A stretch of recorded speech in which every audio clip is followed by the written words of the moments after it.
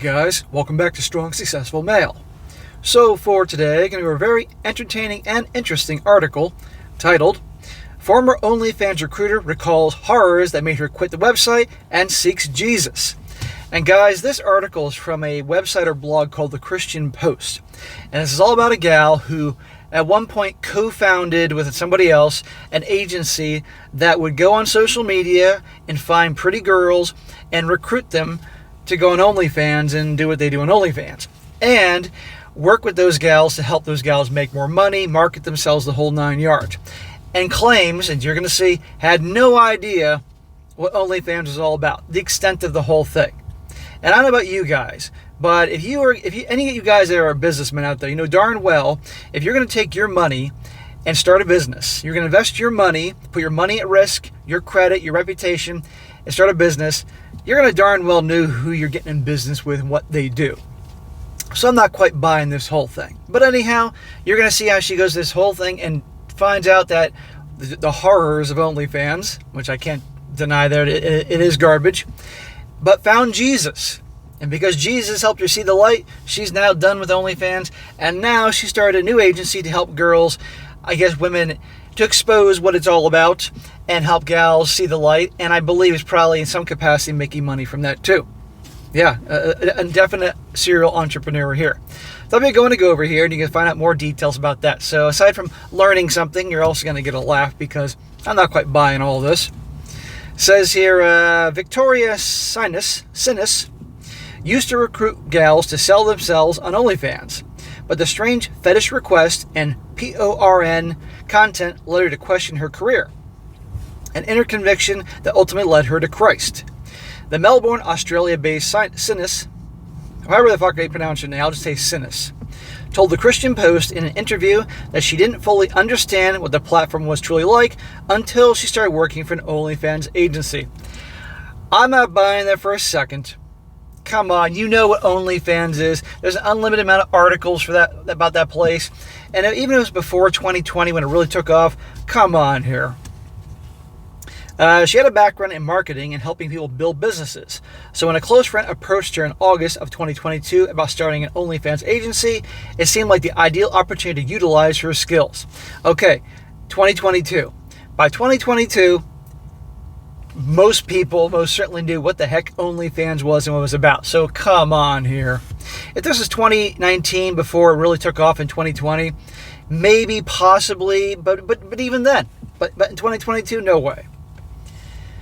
She says here, I really didn't have much knowledge about OnlyFans was, she said. I never watched porn in my entire life.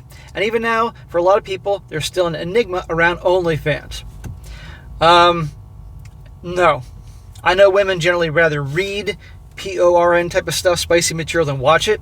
But I don't know any gal that I've ever talked to that hasn't at some point in her life have watched themselves or with a boyfriend some spicy material. Come on here. She says, people think, oh, you can just sell your feet on there, or I think it's liberating. The former recruiter said regarding the misconceptions many have about the platform. And so for me, I was like, okay, these gals who were doing OnlyFans came from poor backgrounds, and on the surface level, it seems like they're happy. It seems like they're making good money, so this must be something positive. Come on. Again, you don't risk your money, your reputation, your time to get into business with something without fully knowing about it, unless you're a moron. And obviously she's not a moron. Today, Sinness is the founder of Creating Gems, an organization that helps women break free from harmful society expectations, and she also speaks out about the dangers of OnlyFans. But before she became the anti-S-word exploitation advocate, Sinness' job was vastly different than what she does now. So, okay, great. If she's no longer doing that type of work, okay, cool, that's a good thing. And if she's telling people the dangers of it, good. If she's found God, great. But I just don't buy the whole thing. She knew what she was talking about. Didn't know what it was about back then. And I'm thinking she's finding a way to make money now, getting people off the OnlyFans. It's like when a country goes to war with another, and one company is financing the munitions and the bombs and all that to destroy cities of a country that country's at war with. And then that same company has a construction business that is a part of the rebuilding of that country. Isn't that interesting? It sounds like it is here. You make money getting them on OnlyFans, and make money getting them off OnlyFans. I know, I'm a fucking cynic.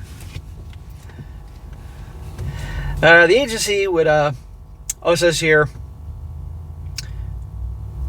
some see OnlyFans as empowering, she said, because it seemingly allows women to control the type of content they create for their subscribers who pay a monthly membership fee to unlock images, videos, and live streams made for the OnlyFans creators. But once a gal's account reaches a certain level, she no longer facilitate all subscribers, which is where the agency comes in. Now listen to this. This is what her agency did. The agency hires contractors to imitate the girl and talk with subscribers, ensuring the account continues to make money. In addition to facilitating communications with subscribers, the agency ensures the girl posts suggestive content on social media to advertise her OnlyFans account. An OnlyFans agency will also scout out girls on social media to recruit them for the platform, usually targeting the ones who have posted provocative pictures. Right there. So you heard her say that once an OnlyFans girl's numbers grow so high, she can't possibly interact with all of them. So they use an agency to hire people to subcontract to talk to them. So a lot of guys out there think they're talking with a girl. No, they're not. They're talking to somebody probably in a third world country, getting paid peanuts, and it's probably a dude, to keep the guy on board. Right here. And I've heard that before. A guy wrote in on this channel once, about a year ago, but his girlfriend does OnlyFans. He admitted it and says that she doesn't even interact with the guy. She hires somebody else to do it. So there you go. As well as, here you go, they scout social media for pretty gals. They obviously know the gals that have provocative pictures, obviously like to show off, and they're probably saying, hey, you can make a lot of money on OnlyFans. Now, don't get me wrong, these girls willingly do and go on OnlyFans, but here you are. While some girls may think they can post content within their comfort zone and continue gaining traction, Sinness said that the platform is competitive. Girls will often realize they couldn't make enough money posting content that aligned with their comfort levels, as their subscribers would keep demanding to see more. And then as an agency, we would have these things called levels. The former OnlyFans creator said, when you came into the agency, we told you what your baseline standard was. The levels would range from things like bikini wear, level 1, to implied nudity, level 2, and full nudity, level 3. The higher the level goes, the more explicit the content. In other words, the spicier the content, the more male subscribers you're going to get, and the more money you're going to make. That's why I said Instagram and social media is the gateway to OnlyFans for a lot of these gals that like to show off their parts. And they get on OnlyFans, and first they're showing off their feet or pictures of them without seeing their face. And then when they realize they can make more, next thing you know, they're full butt naked. And next thing you know, it's pictures of them with their boyfriend. And next thing you know, it's videos of them with their boyfriend. And then two dudes and chicks, and it's full-on hustler type of content. Right here. It's a whole trail. She also says, so if you did sign up for the agency, your baseline level already was at least you had implied nudity in all the content that you were doing, she said. The former recruiter eventually began questioning the work she was involved in and its impact on girls creating content for the platform. She said, it really disturbed me. Well, it should disturb you because you're part of the process creating what we have right now. But don't tell me you didn't know what you're getting into going into it. Nobody with a fucking brain would ever go into business involving something that they haven't done their full research on. Again, nobody with a brain would do that. And by 2022, come on, it was pretty well known, anybody that,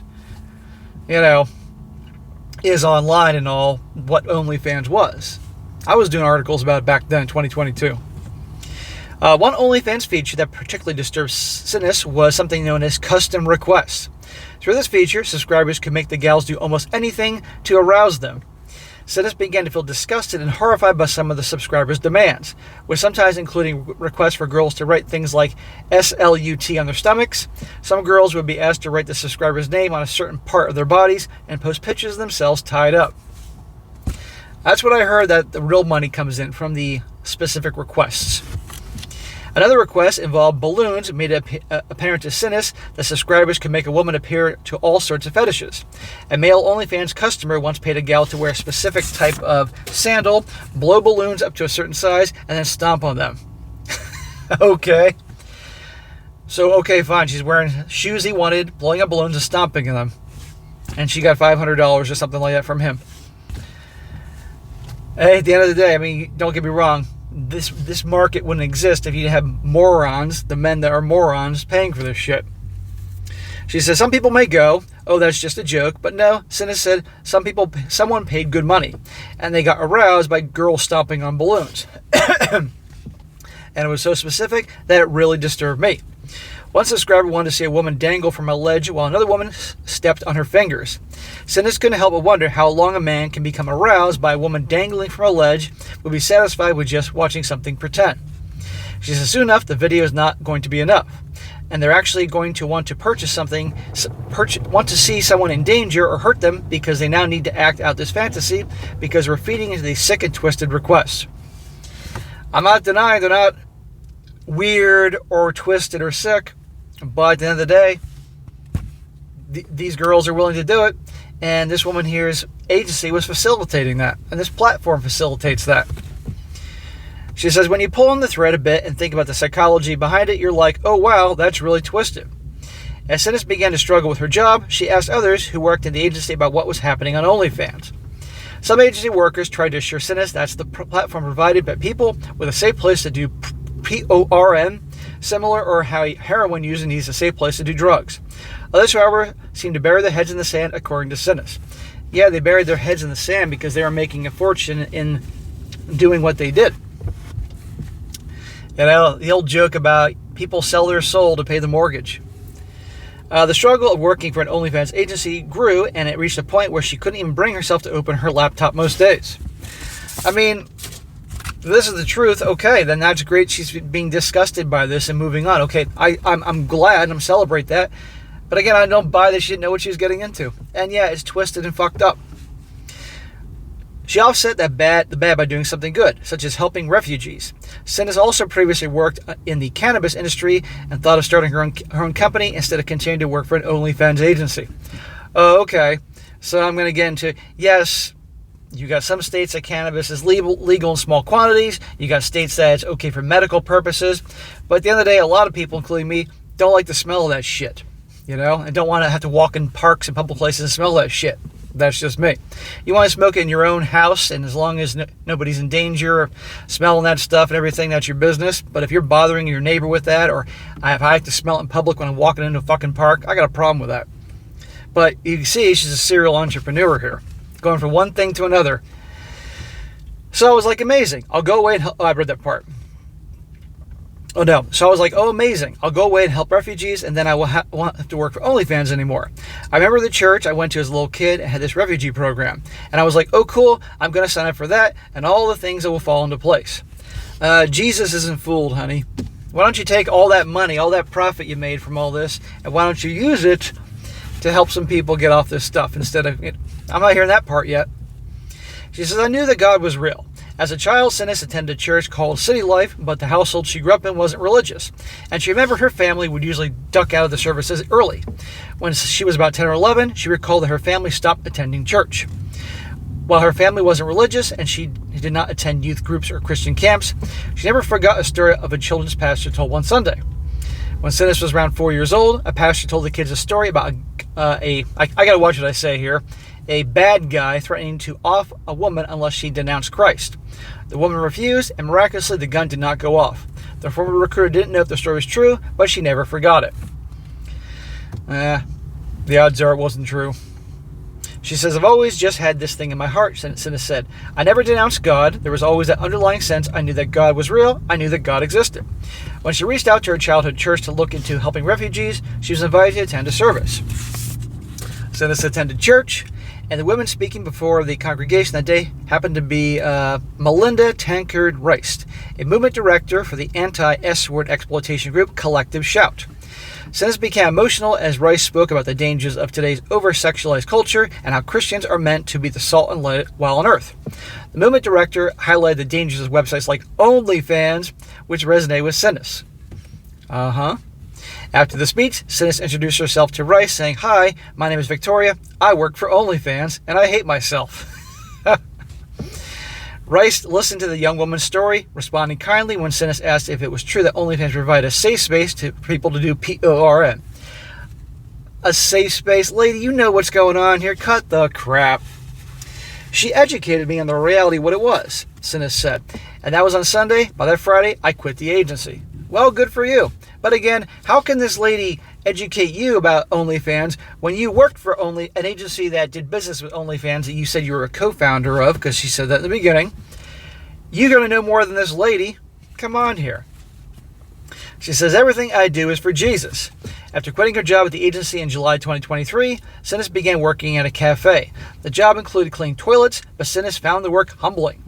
Rediscovering her faith in God, Sinness changed her life around. Wouldn't you want to bet that some guy on OnlyFans would probably pay money for this pretty woman here cleaning toilets? I shit you not. Oh, no pun intended. With Rice's help, Sinness began speaking at schools and sharing her story. One of Sinness' speeches went viral on TikTok, and the advocate took the time to fast and contemplate what the Lord wanted her to do next. The 3-day fast led to the founding of Creating Gems, and now Sinness speaks to girls about the reality of platforms like OnlyFans.